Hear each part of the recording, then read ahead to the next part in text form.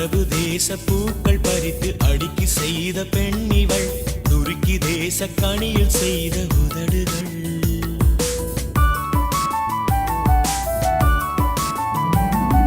கிரேக்க நாட்டு கிளிஞ்சல் பொறுக்கி குவித்து வைத்த கன்னங்கள், வளைகுடாவை வளைத்து செய்த காதுகள்.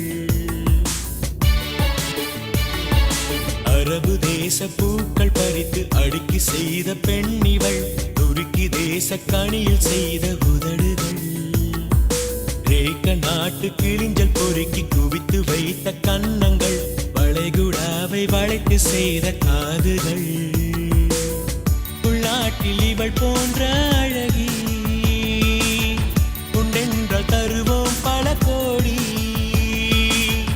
அயல் நாட்டில் இருந்தாலும் கூட இவள் போலில்லை பார்த்தோமே பழகி. இவள் அன்னை தந்தை இருவருக்கும் கோயில் கட்டுவோம், இவள் பிறந்த தினத்தை காதலர்கள் தினமாய் மாற்றுவோம். அரபு தேச பூக்கள் பறித்து அடுக்கி செய்த பெண்ணிவள், துருக்கி தேச கனியில் செய்த உதடுகள்.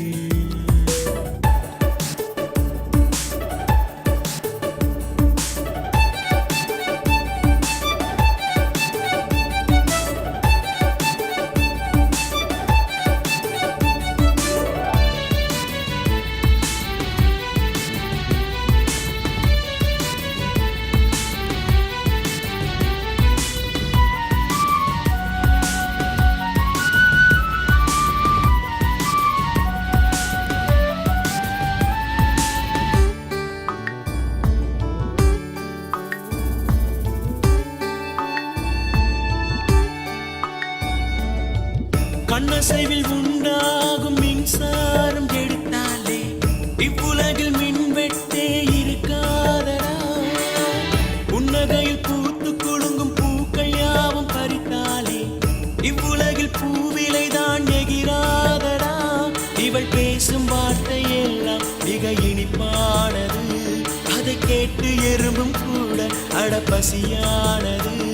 இவள் காட்டும் வெட்கம் தானே மிக சிவப்பானது, அதை பார்த்து ரத்தம் கூட அடக்கருப்பானது. பல நூறு சிலை அல்லவா அவை இவள் போல அழகல்லவா. அரபு தேச பூக்கள் பறித்து அடுக்கி செய்த பெண்ணிவள், துருக்கி தேச கனியில் செய்த உதடுகள்.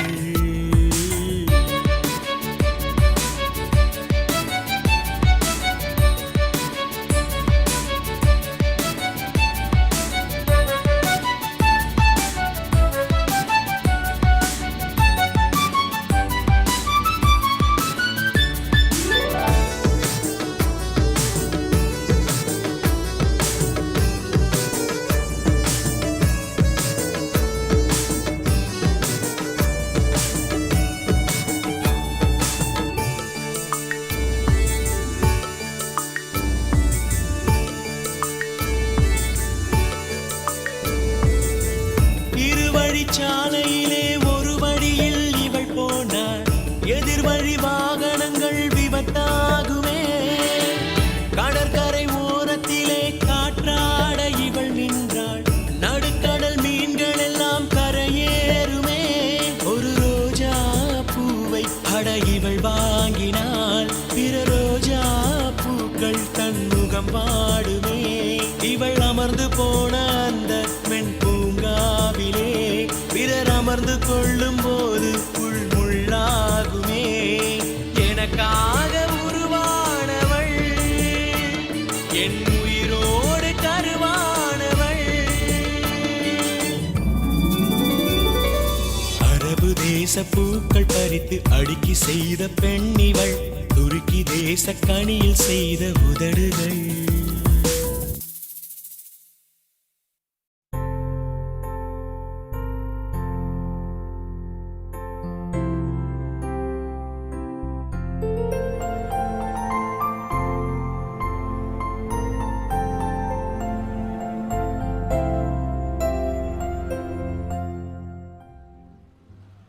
என்னடா இதெல்லாம்?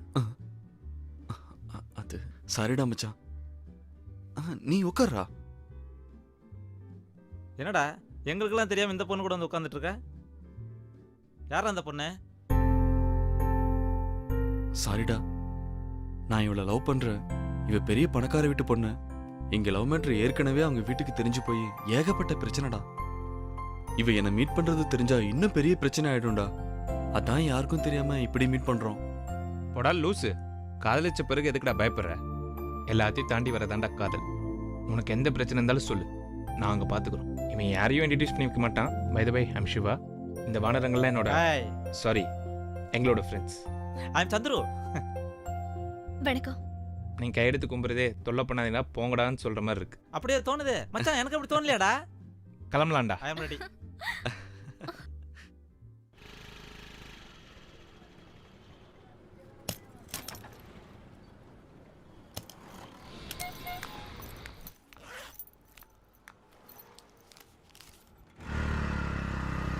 யாரோடதுமா செயின்?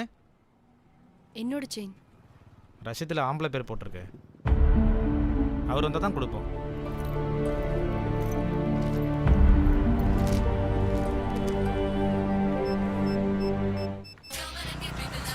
மச்சான் ஃபோன் ரிங் ஆகுதுடா. ஏய் யாருன்னு கேளுடா. ஏதோ செல்லவனு போட்டுருக்கடா. ஐயோ. ஹலோ, சிவா பேசுகிறேன். நான் சரண்யா பேசுறேன். எங்க இருக்க? உடனே வா. என்னை பிரிஞ்சு ஒரு நிமிஷம் கூட இருக்க முடியாதே, எனக்கு தெரியுமே. நீ ரோமியோ, நான் ஜூலியட் பாரு. ஏன் ரொம்ப பழசா திங்க் பண்ற? புதுசா திங்க் பண்ண மாட்டியா? ஒரு சூர்யா, ஒரு ஜோதிகா. பேசுறதுக்கு ஒன்றும் குறைச்சல் இல்லை. சீக்கிரம் அடகு கடைக்கு வா. ஏன் உன் வீட்டில் ஏதாவது பிரச்சனையா? இல்லை உனக்கு ஏதாவது ப்ராப்ளமா? முதல்ல வா, என்ன பிரச்சனைன்றத அப்புறம் சொல்றேன்.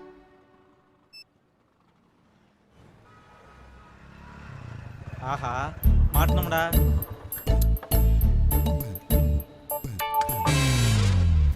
என்ன சொல்லும்? அடகு கடை வரைக்கும் வந்திருக்க? உன் லட்சணம் அடகு கடை வரைக்கும் வர வச்சிருக்கு. வா.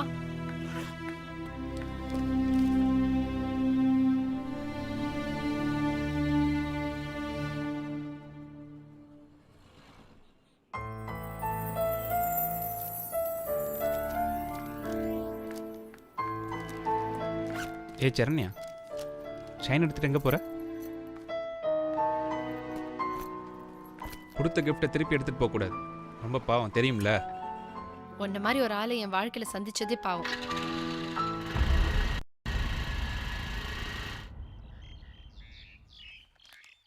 ஏதாவது லட்சியம் இருக்கணும்டா, அப்பதான் வாழ்க்கையே சுறுசுறுப்பா இருக்கும். நீ வேணும்னா ஏதாவது லட்சியம் வச்சுக்கோப்பா, எனக்கு எதுவும் வேண்டாம். என்னடா உனக்கு எந்த லட்சியமும் இல்லையாடா? எந்த லட்சியமும் கிடையாதுடா மச்சான். படிக்கணும், பாஸ் ஆகணும், மாதம் 10,000 சம்பளத்தில் ஒரு வேலை கிடைச்சா போதும். அமைதியான வைஃப், நிம்மதியான வாழ்க்கை. நம்ம பேர் சொல்கிற மாதிரி 2 வாண்டுங்க.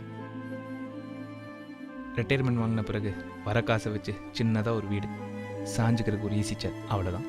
என்னடா லட்சியமே இல்லைன்னு சொல்லிட்டு இவ்வளோ பெரிய லட்சியம் வச்சிருக்க?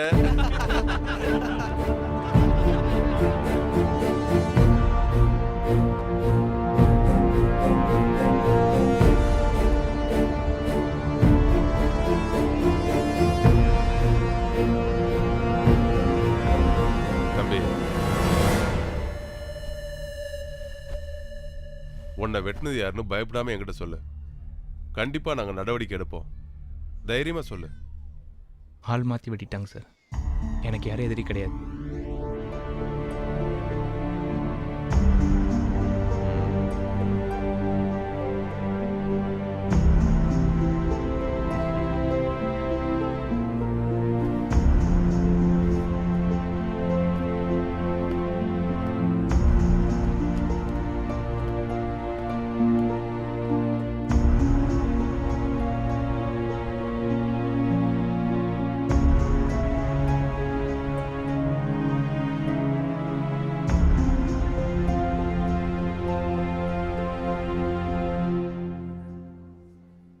எல்லாத்தையும் தூக்கி போட்டுட்டு வா. நம்மளுக்கு கூட ஒரு நிம்மதியான வாழ்க்கையை தேடிக்கலாம். நான் எல்லாத்தையும் விட்டுட்டு வந்துட்டா நான் ஆம்பளையா பிறந்ததுக்கு அர்த்தமே இல்லாமல் போயிடும். பரட்டு படிவாத வாழ்க்கையை சீரழிச்சிடு சிவா. இதுக்கு மேல என்னால காத்துட்டு இருக்க முடியாது. உன்ன மாதிரியே எனக்கு 1008 ப்ராப்ளம் இருக்கு.